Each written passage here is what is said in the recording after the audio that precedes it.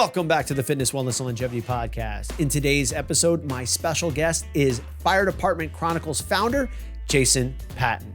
In today's episode, Jason and I sit down and we talk about the last 2 years, what's been going on since we last spoke on the podcast, working with Stipe Mioci, what keeps him grounded, men's mental health for first responders, and so much more.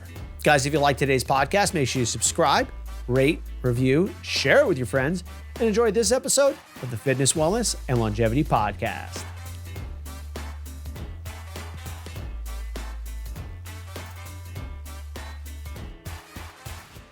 Jason, where does this podcast find you? In my basement. No, it's I live in a 3-story house now in Florida, so I'm in my little studio, so it's good. Oh, look at you! And I must commend you. I guess I take the opportunity right now to not only fluff your feathers, but fluff my feathers, because the last time that we spoke, 2.5 years ago or something like that, maybe 3 years ago, I basically made you into what you are. You got 100%. onto the Fitness, Wellness, and Longevity Podcast. You were starting this little Instagram page, and Facebook was getting kind of big. And then from there, it just exploded, Jason. Can you update us a little bit on what's happened over the last couple of years? Because this was definitely something that kind of caught fire a little bit, eh? Yeah. It's funny you bring that up, man. People were like, you talked to Sean the Floch, right? And then I got 100,000 followers overnight. It was just ridiculous. I figured maybe unsubscribes. It's been crazy. You know Sean? I'm done with you. Yeah. I tell you, it's been insane, dude, for the last 2.5 years or so, or since we've spoken. It's funny, the little benchmarks and markers that I've hit since then. It's, the expansion of the videos has been incredible, finding new ways to talk about new subjects and stuff. And obviously the world has slowly imploded during that 2.5 year period. But big things like the plaque behind me, hopefully in the next, I hit the 100,000 subscribers on YouTube was huge. And hopefully in the next, probably 3 weeks or so, I'll hit 300,000. It's insanity, man. It's really cool to see people genuinely finding the humor funny. So, I'll be on the Discovery Channel in a few weeks, which is going to be fun. And no kidding. Are we NDA'd right now, or can you divulge a little bit of what's going on? No, it's like they're trying to figure out, they want to do a little piece on how a ginger firefighter has done anything and not just burned up outside. No, how are you not dead? No, it's kind of like I'm going to be commenting on videos like close calls and stuff like that, and I'll be like an expert witness or whatever, but just fun kind of thing. So it should be fun. So I pick up a layer of, I can't believe this is happening in the things that you talk about, Jason. Can you elaborate a little bit on that? Because I know that it was probably about 4 years ago where you were at one of the lower points in your life. And I know you were kind of, myself and a few other friends, leaning on pretty significantly. And obviously you had a lot of picking yourself up by your bootstraps and learning in that stuff. But is it a bit surreal to be telling me that you're going to be on a Discovery Channel in the next few weeks? Yes. Yeah. And I think if everyone lived their life that way, it just makes things a lot more exciting, a lot simpler. If you can just be appreciative of the things that happen, whether they're small or large or whatever it is. And 100%, man. 4 years ago was, it was not a fun time in my life. I've dabbled in the mental health, depression kind of thing over my lifetime. I've found ways to help with it, like working out, where we originally met, and just trying to enjoy the simple things in life. But what I found was a lot of that stuff was just replacing or filling a gap that I chose not to fill, or filling an area that I was trying to ignore. So when I was able to finally go to a therapist and talk to this lady, and she was like, you're thinking of things a lot. You should be thinking of it this way versus this way. Stop fighting who you are naturally. And I'm like, oh shit. It was incredible, man. So it really released me and allowed me to be a well-rounded, or a much more well-rounded person. But dude, I don't want to say a daily struggle, but there's always those points where you regress and you're like, all right, let me go back to the basics, build, and then get back to a good place, Awesome. And I know that there's a lot of people, and I consider you now in that successful person category. But are there two or three things that you go back to when you notice that you're like, I'm in a pretty dark place right now? Like, what are those things that you go back to? Are there a few like basics that you do go back to ensure that at least it's not those things? Yeah. The biggest thing that I've always said to other people as well as myself is that appreciating the high points as well as the low, that's what really keeps you rounded, because people live for the likes or the shares or whatever it is. And it's always like, I got, every moment in their life has to be this building block where there's this linear explosion into greatness. And like, you never come down. Like that's not true. I mean, basic physics tells you everything that comes up goes up, must come down eventually, and then it's up to you how you build from there. So that's something I have to realize. I have to realize, man, sometimes you got to let yourself be okay. I forget who, Benjamin, what is his name? Actor. He plays in the Marvel movies, Benedict Cumberbatch. Of course. Doesn't really have a face. Yeah. I watched a little snippet of a speech the other day, and it was so amazing. He was just like, sometimes you're allowed to say fuck you to the world. Like sometimes you can just stop and go, I don't want to deal with the world today. And there's nothing wrong with that, man. Feeling down.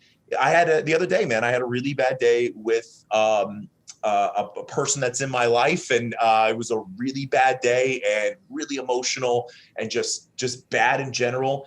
And I got home and I was like, dude, I'm completely emotionally drained. Like I just can't today. And I didn't. I just watched TV.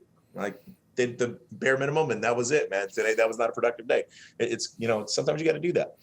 Yeah, and I think you saying that, Jason, potentially could give a lot of permission to other people, especially the A-type personalities who are like, listen, I got to keep grinding. And it's just a message that we see nowadays with culture in general, like, yo, man, get off your ass and get going.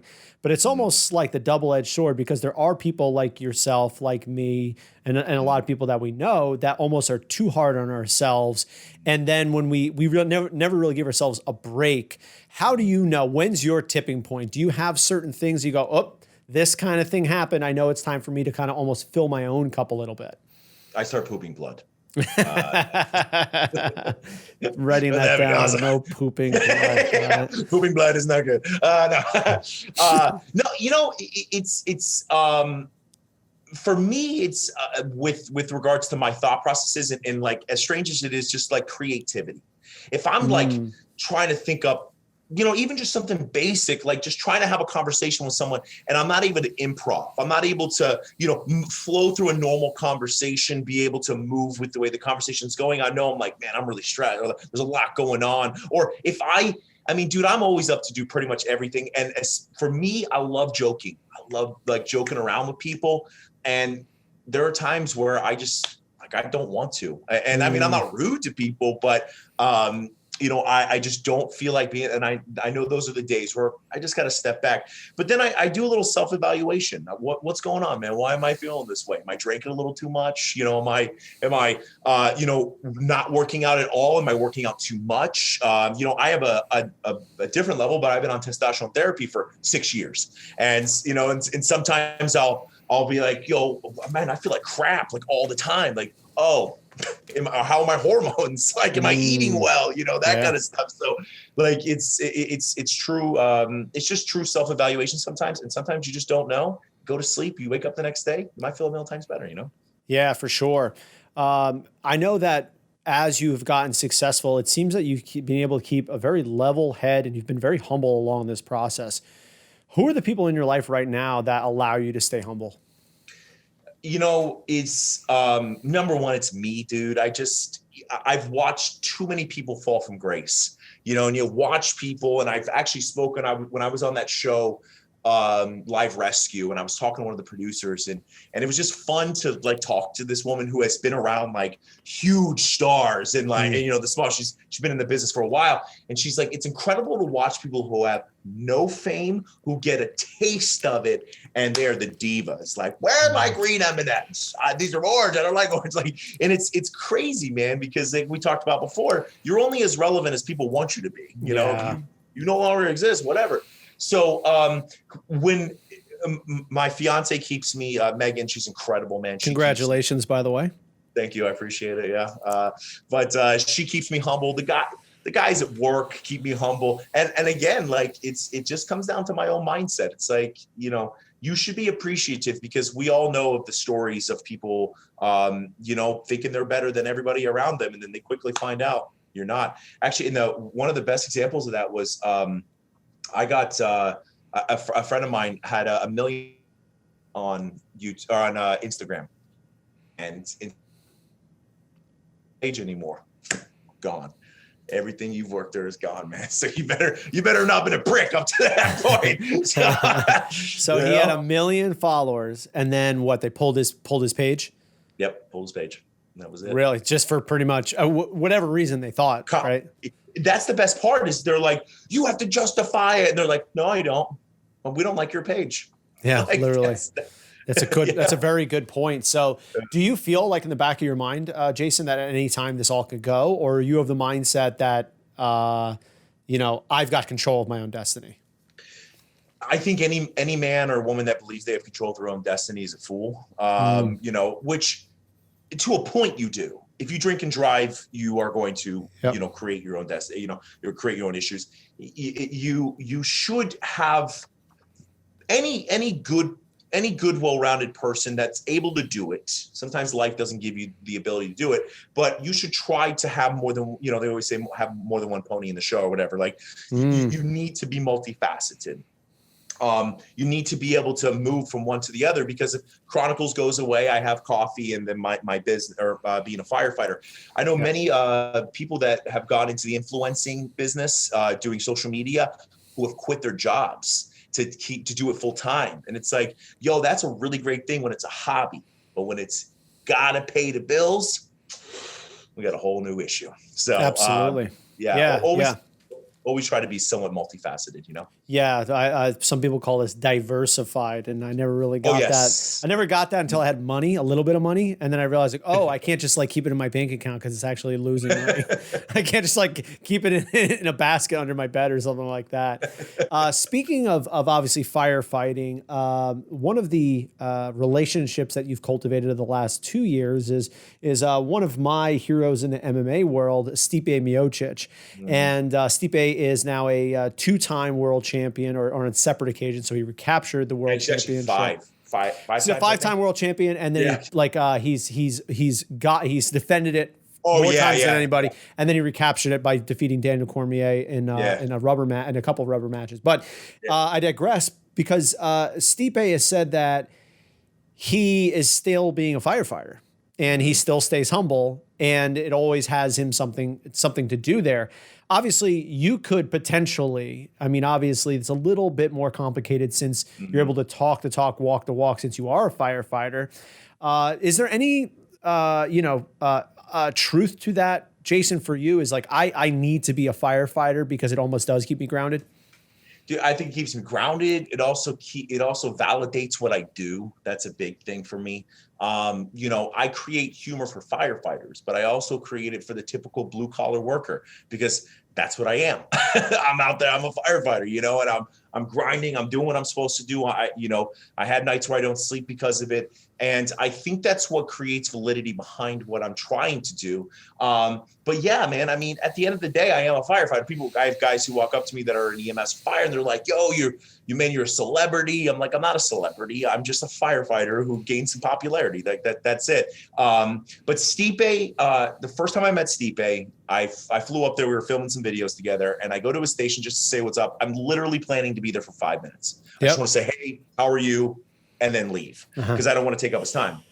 we sat there for an hour and a half and talked. Like, just he is a firefighter's firefighter. He's, guy's guy, but he's down for everybody. And what I love is that when he talks about his success as an MMA fighter, and he got that belt back from Daniel Cormier, he was like, "This is great, guys. I haven't seen my daughter in 2 weeks, so that's what I'm looking forward to." I was like, man, that's incredible, and that's why. It was very sad for me to watch him get knocked out by Francis. That broke my heart, man, bad. But I love Stipe, and I love the people that follow him, because you went on Francis's page, and everybody was like, "Great job, Francis, man! So much respect to Stipe." Like, they weren't out there bashing Stipe because he's a good dude. He's a good guy. So yeah, for sure. And I think he's been a humble winner and an even more humble loser, and it looks like.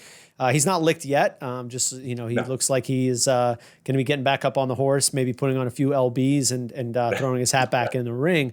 A little inside baseball here, Jason, for a person that is, and I imagine this is similar to you in some senses. When you do have someone in the firehouse of some popularity and some stature, and honestly, I can't, other than maybe, I just can't think of anybody. Famous firefighters who are continually being firefighters. That doesn't really happen very often. Some inside baseball here. How is it like after you've gotten a little bit of popularity when it comes to being a firefighter? In the station, they treat me worse. It's just, every time if anyone knows what firefighters are like, I walk in, they're like, "What's up, Mr. Famous Guy?" I'm like, "Shut up." In the fire station, it's the same. They came up with me, so they treat me no differently, which is very cool. For me, it's a little different because I have to be very careful what I do. Everyone I work with is the ultimate professional. Like, they're great. They don't do anything that's ever would ever get any of us in trouble. But man, people always have their phones out. We show up on calls, man. They got their phone out. They're just looking for that one thing, and it's insanity, dude. But when I go to like conventions and stuff, it's insanity. Like, it's really, really cool. People are taking pictures and stuff like that, and it's like this is it's amazing. It's a really cool experience. Yeah. So obviously, that's one of the highlights of this stardom that you're on, and I obviously I use that term tread very lightly on that term. What's the shittiest part about starting to get some fame and notoriety? That's the thing, is you have no notoriety, bro. People know who you are, and they look for it, man. They want to take you down, and people will go out of their way to try to do it, which is insanity. You unfortunately get to see the downside to it. And I don't even experience it on any level of I can't imagine what it's like to be a real, true celebrity where, you're walking and someone's taking pictures of you, look at Jason's underwear sticking out of his pants. So I can't imagine that kind of stuff, but you have to be careful. You have to act like there's a camera on you at all times, which we always say that in firefighting and any kind of first response. But man, I was on a train, and some people that I was around were acting a little loud and stuff, and I started to separate myself from that situation. And I sat down with Megan, and these two guys turn around, they look right at me, they're like, "Huh, these aren't the kind of videos that I thought you'd be involved with." I'm like, oh my God. They're everywhere, man.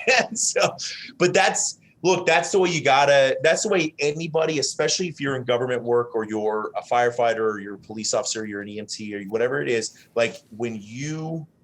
whatever you're doing in public, man, you have to imagine that you're on camera because people want it, man. They want that drama.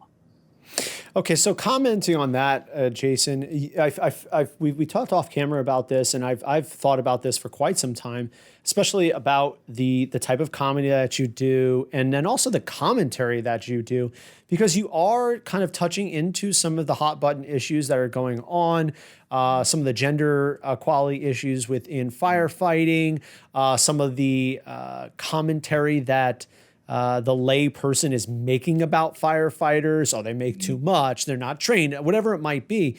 Yet you've seemed to stay fairly apolitical in this situation. How does that work for you? I mean, how are you able to kind of be honest, be forward, speak your piece, but then also be like, listen, I'm not on anybody's side here.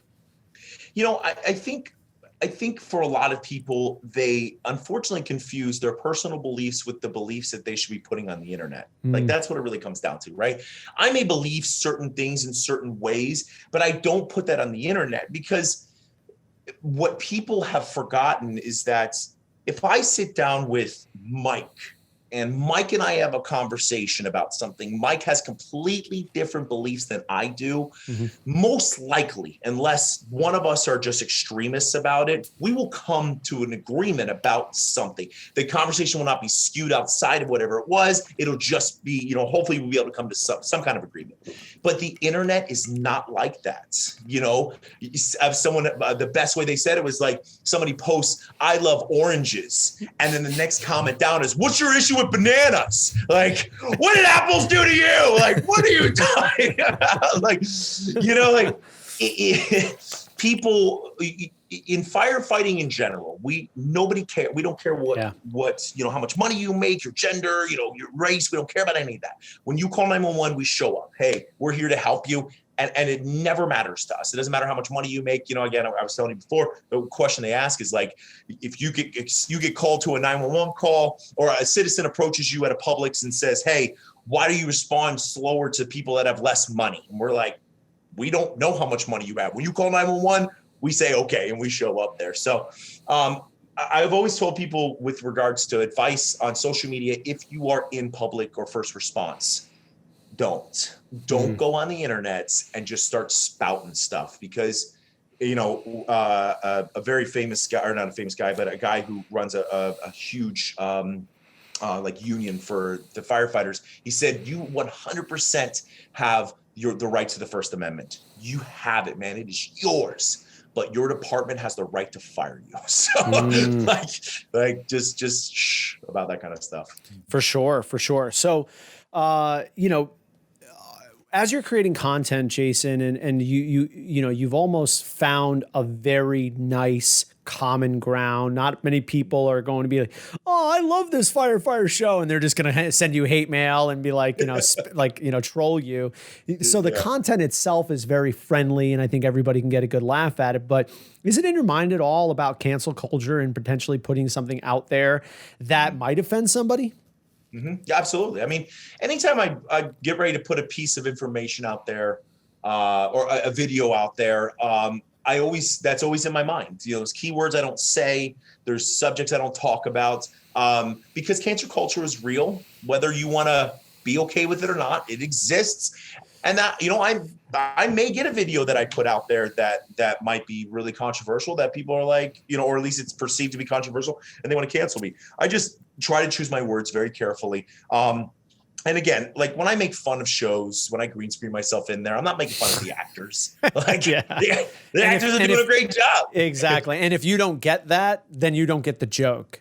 Exactly. It's truly about like, and I'm not even making fun of the writers or the studio. Yeah, I'm literally making, because they're going like this. What's gonna be the best? Like, we need to put a Zamboni on fire. Sounds great. Like Zamboni on fire. Like it's me creating an educational portion I'm almost stacking on top of it. They got the drama and I got the education, and then we can go from there. So absolutely. And I think it's one of the most brilliant parts about what you do. And I think a lot of people can aspire to work on, is that I actually learn from a lot of your videos. Do you get feedback in that nature too, Jason, when we're talking to people?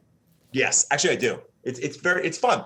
And I think that's what happens is a lot of people enjoy it, because you can have a good time with humor, and an aggressive humor is what I like to call it, or a dark humor, and still educate people without being offensive in the process, right? I mean, you're always going to be mildly offensive because people can get offended over everything, but like the gas thing, like I wanted to put something out there like, yo, everyone's like, just don't spill the gas, you're fine. It's like, no, it's 90 degrees. That gas is vaporizing as fast as absolutely possible, and your car's gonna explode. So don't do that.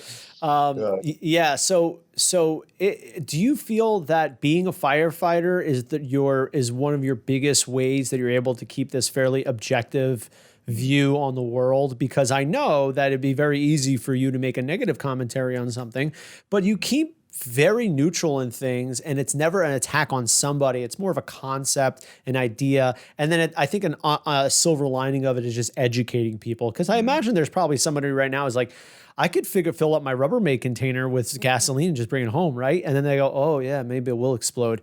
So what are your thoughts on that, Jason?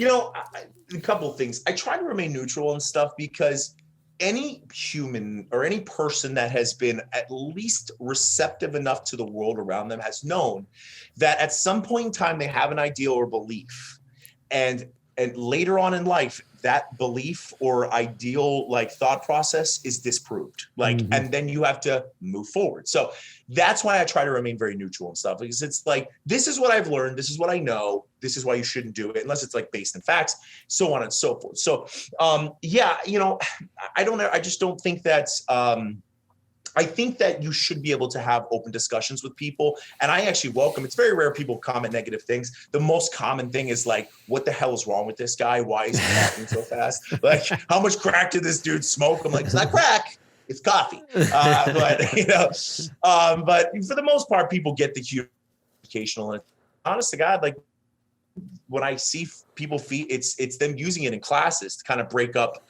like the monotony of the class or whatever it is. They throw that in there if it's, on the subject, and people laugh and they have a good time. So that's awesome. So one of the biggest reasons why I wanted to have you on, aside from catching up with you and hearing all these awesome things about Stipe and that kind of stuff, is this is Mental Health Awareness Month. And we've talked before, and obviously we were talking briefly in the beginning of this discussion about mental health. And one of the things that you've brought to attention a few times is the idea of mental health, specifically in the male population. The statistics show that males are much more likely to commit suicide. Males are also less likely to reach out for help. Where do you stand right now in terms of your perspective on mental health for men right now? And I know, this is obviously going to be lined with the idea of being a firefighter and being maybe a first responder as well. Where are we at right now, Jason? I think the world, we're doing our typical response to most things, right? So we have this very I don't even think it's a male thing, but it's just this very machismo driven thing for many years, where it's like men, like we don't talk about feelings. And then because of that, we have this huge pendulum swing to the other side, but it's like, we're going to talk about everything. And it's like, okay, I don't want to do that. And then what we're trying to do is get back to the middle, right? So the world is becoming more receptive to when it comes to mental health. The problem is that people, when I do a speech right now called How to Hug 101. And it's just literally about the basics of discussing the things that are in your head. Because, when people say, when I do a word association, I say, okay, tell me, what's the first thing that comes to mind when you say physical health? People are like six pack, sexy, muscles, blah, blah, blah. Positive, cool, good stuff. What about intellectual health? Smart, fast thinker, able to solve problems. Positive, good. What about mental health? Crazy, liability. Like, why is it negative? Like, the rest of those things are positive. So we just, as a culture, have to kind of slowly start to move it to the other side. But the big things that we have to be okay with is just expressing normal emotions. We are okay with expressing extreme anger or extreme happiness, but not that stuff in the middle, the vulnerability zone. Dude, feelings are normal, man. And, like most things, if you try to hold something back long enough, it'll eventually explode. Like, that's the way it goes. My fiance says it's the best. She goes, feelings and thought processes are like a beach ball. If you hold them on, you can hold it underwater all you want, but eventually you're going to get weak. And then that ball is coming up out of the water and smashing you in the face. So for the most part, we're starting to move in the right direction, but we need to make it a lot less controversial or aggressive of a subject, and just like, yo, how was your day today? Man, that's pretty shitty, man. I feel a little depressed. Oh man, I'm sorry. Do you want to talk? So on and so forth. So yeah. So I mean, you've brought up a lot of great ideas here, and I want to kind of pick at a little bit. One of them was like obviously starting the conversation, but I think one of the biggest pushbacks is that people kind of already know what's effed up about them. So I was wondering if you have any basic strategies that you use to be able to approach people in a non-attacking, because obviously people are sensitive about the things that they don't like about themselves or the things that happen to them. Do you have any strategy that you use or have been kind of educated on how to actually approach people about some mental health issues? I normally start the sentence with what's wrong with you. And then that's I was like, what's wrong? All right, that made right to the point. Pretty good. why are you like you are? No, I think it's hard, man. It's really hard sometimes. That's why therapists are really good at what they do, because they understand how to just listen or approach something with a non-judgmental way. So for me, a lot of times, I like to approach it in just a very open, like an open question, like, what's up? Like, how's everything going, man? Like, and you'll see people, they'll lean towards, if it's bad, if they're starting to get bad or there's something going on, they're like, oh, so what's going on, man? How's life? Like, it's good, man. A little stressed out. And then just like, you care, like, oh, what's stressing you out, man? Like, oh, well, the wife, I got stuff going on. Damn, that sucks. Ignore 3 things, man. 3 things I tell people. Okay, good. Listen, right? So just listen to what people have to say. That means you shut up. You don't talk. You just listen. Let them off gas. Again, what the therapist does. Like, you're like, oh yeah, I went to the beach yesterday, and they're like, like that. Yeah, and I saw this girl, and she was like really hot. And you just let them go, man. And I'm gay. Yeah, exactly. So listen. Validate, dude. Just validate. Stop. Okay. You don't have to agree with it. You don't have to agree unless they're like, I love murdering kittens. Like, that's not good. Yeah, that's a red flag. But so listen, validate, and just stop judging. Like, it doesn't. If you're judging people for what they're saying, if they're like, yeah, my I really want to talk about, like, I'm kind of depressed. Like, you're fucking depressed? What are you depressed about? Like, what's wrong with you, man? Your life is perfect. You made $150,000 last year as a firefighter. What can you possibly be depressed about? Like, okay. Like, it's crazy, man.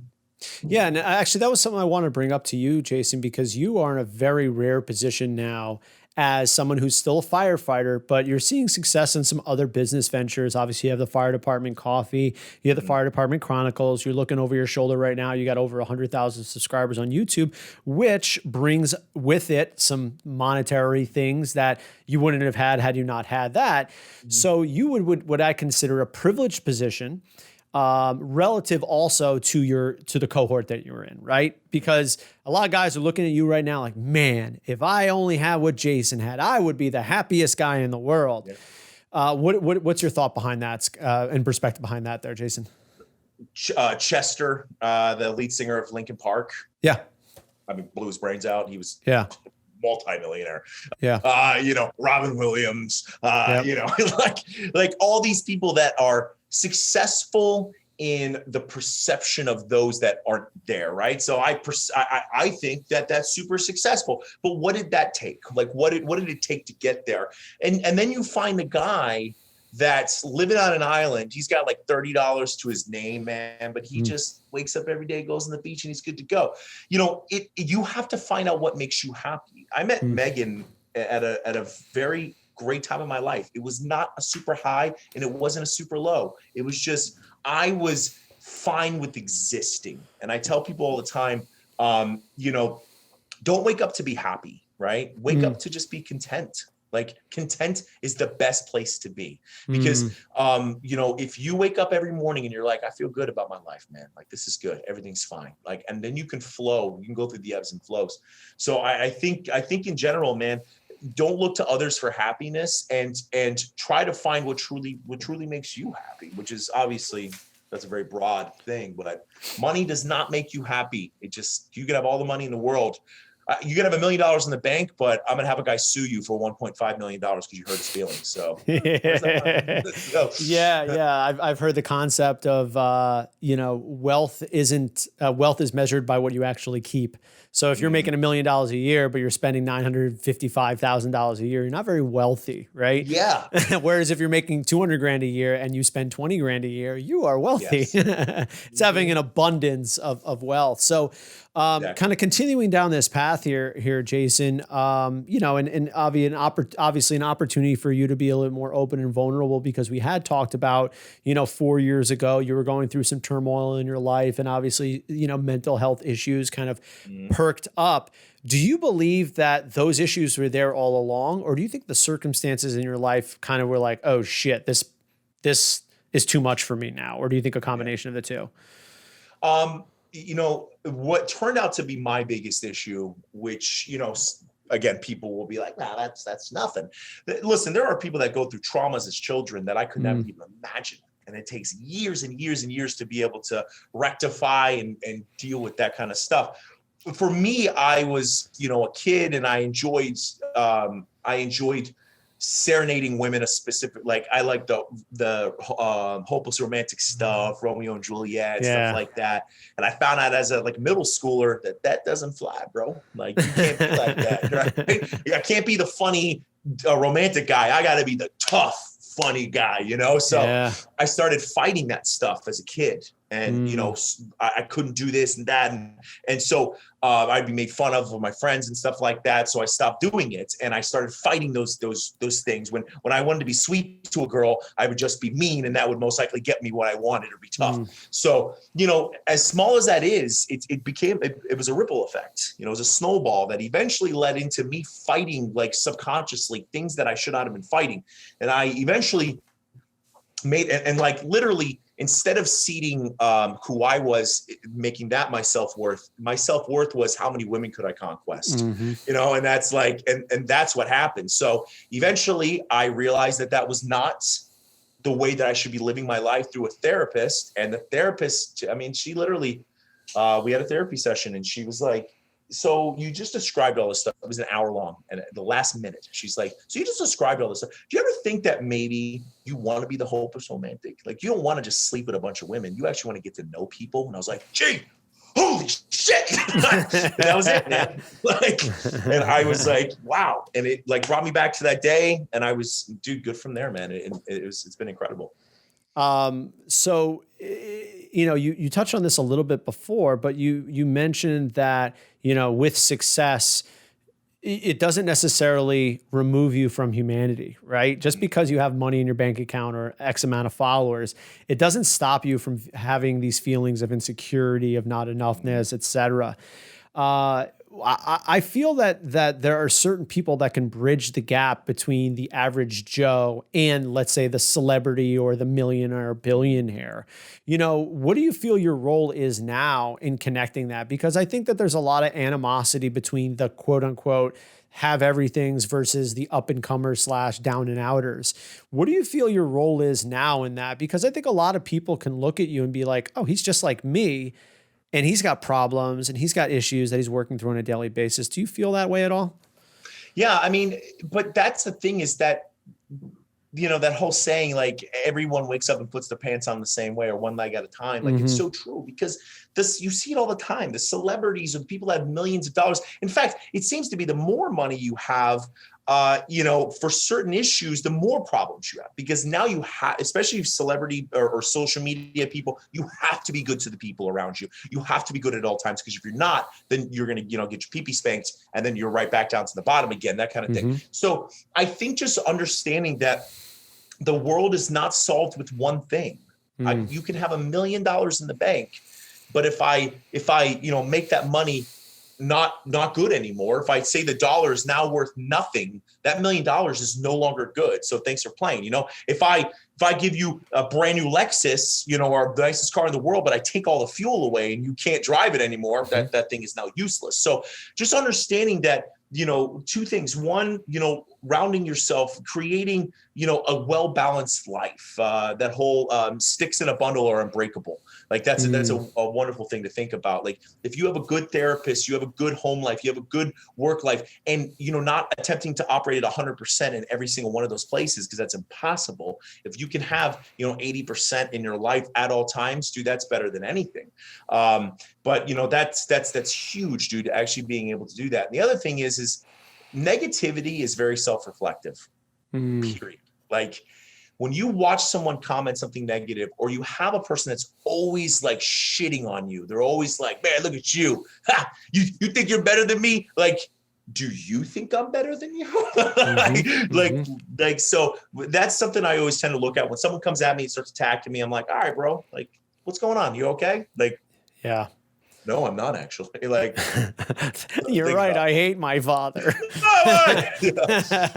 Yeah, it's interesting because this is a conversation that I don't think that would have ever happened had we not gone through specifically the last 4 years. You know what I mean? And I think that is quite a silver lining to this entire thing. I think a lot of people we've maxed out our ability to go externally. Like if you're you're the problem, that's the problem, he's the problem. And we're starting to look at it like ourselves in the mirror a little bit. And I think society is always a reflection of who we actually are. Again, going back to what your abilities are, do you take that into account when you're in business or doing stuff on YouTube, Instagram, all that kind of stuff? Does that weigh on you a little bit of like, hey man, this has a potential of like transcending stuff? I mean, any of that kind of stuff is somewhat transcending, right? Like you everything is a reflection on who I am. But most of the time, dude, anything that I'm doing, I try to be very just true to who I am. I don't want to go outside of who I am as a person, because you can tell when you watch someone do enough videos, you spend time around somebody enough, you can tell when there's trying outside of who they are, or they're to, I guess, I'm trying to think of a word, but like appease the people around them, but it's not really true to who they are. Because that's who you truly want to connect with, Jason, what are the things after the journey that you've been on thus far? What are the things that actually bring you happiness?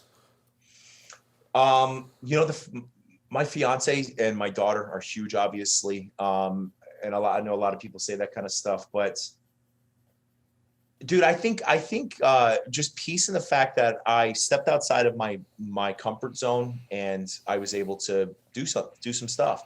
Bro, I've fallen really hard on certain subjects and just created videos that I was like, I spent 2 weeks making that video and it was atrocious. But just, living in comfort is never good. My daughter was riding her bike yesterday and fell, right? She falls in the grass. She's like, I fell. Why did I fall? I'm like, because you have to, like, that's normal. Yeah. She's like, no, it's too hard. I'm like, of course, me being the 38-year-old, I'm like, listen, if I only did things that were easy, then I wouldn't be anywhere. But man, it's just such a lesson for everyone in life. Like stand-up comedy, dude. I loved hearing those comics talk about their up and comings, man. They're like, I would tell jokes and people would just stare at me like, what? Like, so, and you got to do those, bro. It's like, it sucks in the moment, but it's what teaches you, Yeah, for sure. So I know this is a bit of an odd question, but on the opposite side of the spectrums, what things weigh on you? What makes you feel heavy?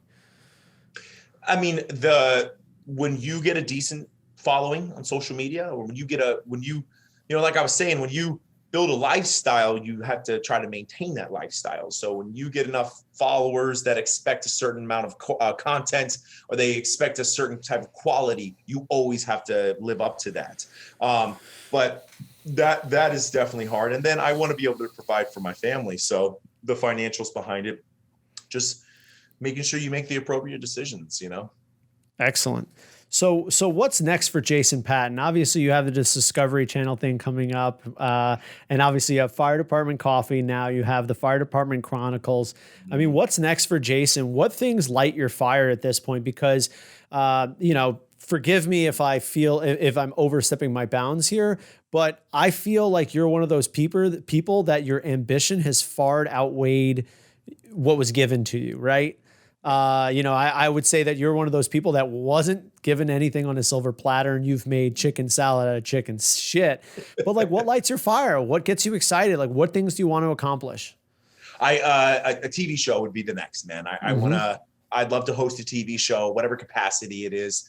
But I'd like to bring firefighting to the fronts of America in a very comedic, fun way. Show the world that firefighting is serious and the amazing things that we can do, saving lives, but also, show like the comedic background of it. I think that would be that's my next goal, and hopefully I can make that happen. That's awesome. Speaking of which, Jason, can you tell me what your favorite firefighting? Because I know you green screen a lot of these. Can you tell me what your favorite firefighter show ever was? Actually, do you have one? Yeah, no. Currently, Tacoma FD is my favorite. Like, okay, really good at what they do. The comedic background to it, just really good. But oh my God, I'm blanking on the name of it right now. Dennis Leary. Yes, I was just about to say that. Yeah. I can't forget the name of it, but FDNY, Rescue Me. Yes.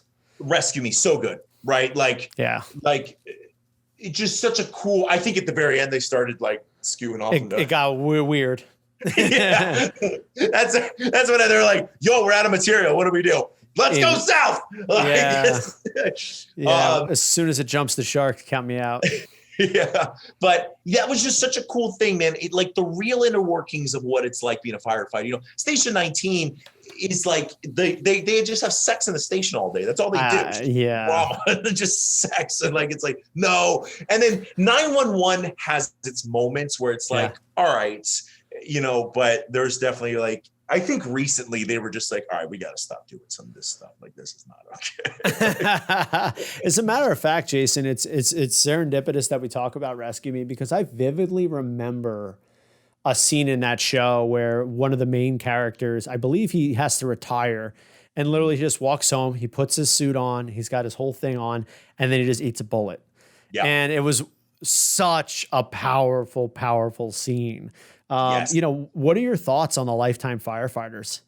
Bro, that right there is probably as close to home as you could possibly get when it comes to suicide with firefighters. They, besides divorce, retirement is the biggest reason why firefighters kill themselves. The number one thing that any firefighter or first responder or people in the military should learn from that is that if your entire identity, every part of your characteristic as a human is based in being a first responder, then you are going to have a very, very huge fall from grace when you retire. Because we all know, we love the retired guys, man. They put in the duty, dude. You guys are, absolutely. But you are the retired guy now. So, and it takes away everything from them because they can no longer be that person. So it just shows that like throughout your life, you should create other things, be a an avid golfer, create another business that's not seated in firefighting, just something outside of who you are or that thing. So when you do retire, you can say, I'll go vacation with the kids, or I'm gonna go golf the world now, or whatever it is, man. So as long as it's not drinking, like I'm a whiskey connoisseur now, like you're an alcoholic. Jason, what can we do to help support our brothers and sisters who are firefighters as someone who is a civilian? Yeah, no, I mean, what everyone does now, man, is incredible, dude. Just saying, hi to the guy, stuff like that. We'll always, whenever people say thanks for your service, we'll always have the same reaction, like, thanks, I appreciate it, because we don't want to be thanks for our service. But, just any kind of support is always good. If you got a batch of cookies or something like that, you want to drop them off your local fire station, we always love that, man. We're fatties. So, anything like that, we definitely appreciate that. The public is incredible to us. Without getting too far into politics here, Jason, can you help us understand maybe what could help firefighters and also our first responders in general when it comes to public policy? Like, what things do we need to see go in a certain direction in order for us to take care of our firefighters and first responders? No, it's great. Listen, two things that I think everyone should support, especially with first responders, any mental health initiatives. And that means like departments should have an allotted amount of money put aside for firefighters that need to go get treatment or whatever it is. Because look, you can support it. You can believe in mental health or not, but if you got a firefighter that's struggling really hard, you're the one that's going to be affected by the end of that, because when they show up and they're not in the game, guess who dies? Like us and you. So like, just we try to support that as much as possible. And then in cancer initiatives are incredible. We just make sure that people are able to get, yearly testing, life scans, stuff like that, to make sure that they're not getting cancers and stuff. So awesome. Last one for me here, Jason, today. And again, I appreciate your time here. Advice for your 25-year-old self. We have some people who listen to this podcast who are a little bit younger, maybe up and coming, very alpha, or not alpha, but very driven people. What's your advice to your 25-year-old self? Be true to who you are. Like, you are who you are because you've designed yourself that way. But at the same time, be very open and receptive to the things that happen around you and the people around you. At 25, you are guaranteed when you're 35 to look back at 25 and go, what was I doing then? That doesn't mean that you're not making appropriate choices. Go for the goals, go for the big ones, make sure you're shooting for the things that you want to get, but be as absolutely open to everything around you as you possibly can, because literally every time you have a nice open conversation with somebody, you're going to learn incredible things about the world. So have open conversations with strangers. I love it. Jason Patton phoning in from Jupiter, Florida. Thank you so much for your time, Jason. Have a great day, brother. You too, brother. Thanks again to Jason for coming on to today's podcast. If you haven't subscribed to his YouTube, Instagram, and Facebook yet, Fire Department Chronicles is what you want to be looking for. If you like today's podcast, make sure you subscribe, rate, review, share it with your friends, and we'll see you next time with a brand new episode of the Fitness, Wellness, and Longevity Podcast.